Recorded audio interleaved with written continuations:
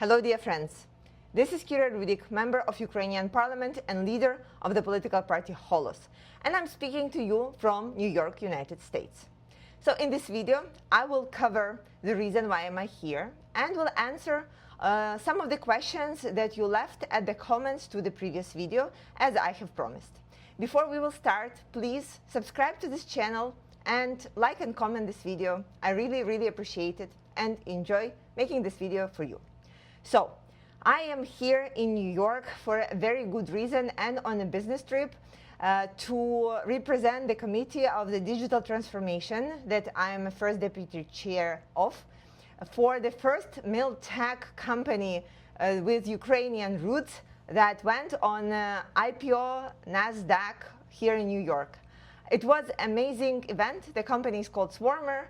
And we in Ukraine were really supporting it, and we are so happy that they have achieved this significant milestone. It's a huge motivation to so many Ukrainians who know that the innovation can actually help us in this David versus Goliath situation. So the company is developing the technology to operate many drones with just one single operator. And as we have seen, it was very successful IPO, and so Ukrainian parliament is supporting it, and we are really happy for the Swarmer team. So now to the questions that you have left to the previous video. The first one is about Orban and Druzhba pipeline. So what exactly happened? Since the beginning of full-scale invasion, it was a very painful matter that though Russia has attacked us and is killing us every single day, they still have been using the pipeline, Druzhba pipeline, that was going from Russia to Hungary and Slovakia to transit Russian oil and gas. And so, on the other hand, we had an agreement with Slovakia and Hungary, and Russia was not attacking cities that were near this pipeline. However, it all changed at the beginning of this year when there was a massive attack that damaged the pipeline, and so the transit of the resources to Hungary and Slovakia has stopped.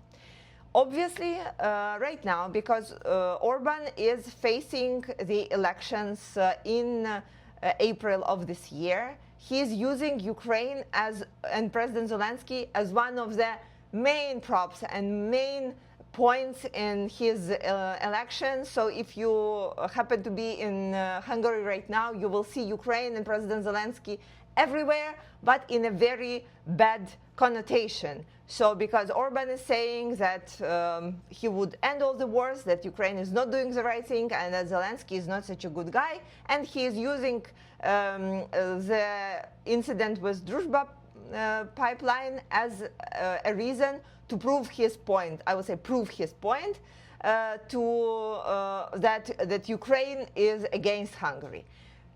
Obviously, there is nothing true to that, and we know that Orban is 100% pro-Russian politician who was friends with Putin a while ago and who is constantly blocking the support for Ukraine in European Union and in European Council every single time.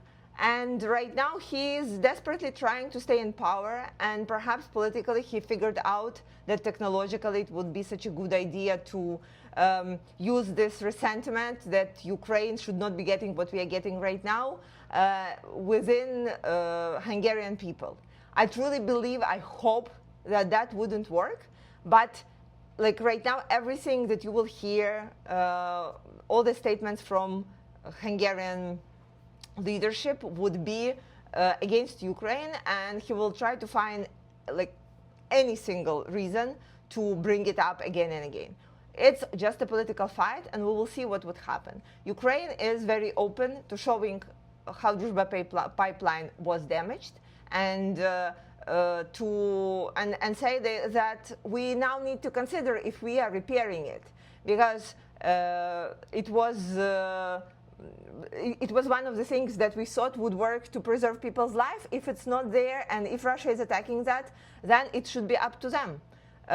You decided to hit it, well, now the trade has stopped. And I think, from my personal point of view, we should have stopped transiting of Russian energy resources a while ago, and I think right now that would be a good time to do that.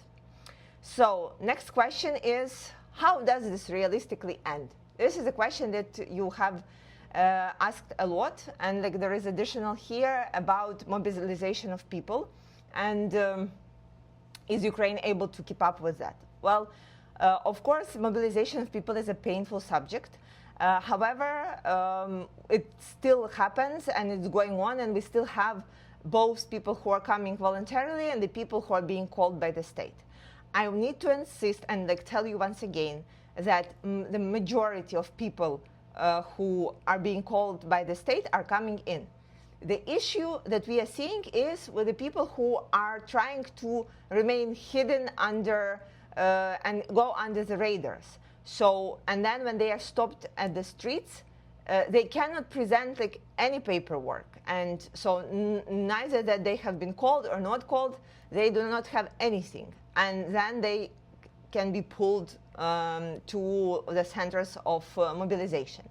And though there are mistakes that have been made in the matter, and there are still like really painful situations where we, with my colleagues and I, we have been supporting people who have been taken because their mobilization team was absolutely wrong.